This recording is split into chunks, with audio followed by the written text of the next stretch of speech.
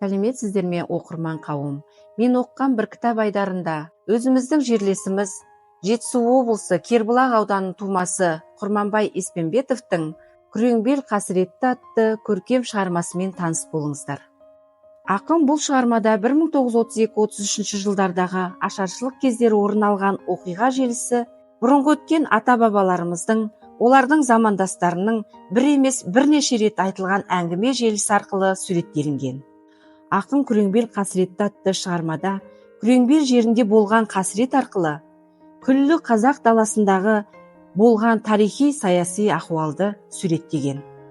Құрманбай Еспенбетов бұл шығарманы жазудағы басты мақсаты ата-бабаларымыздың көрген бастан өткен қасірет тауқыметі келешек ұрпаққа теңізге құйған тамшыдай әсері болса, ел үмітінің ақталғандық екендігіне сеніміміз мол. Күреңбел Жетісудың бір пұшпағы, арналған талайлардың жыр дастаны. Мен дағы нәубет жайлы кітабымды ұсынам оқырманға әр жастағы дей келе, ақын өскелең ұрпаққа тәрбиелік мәні зор осы көркем туындыны оқуға шақырады.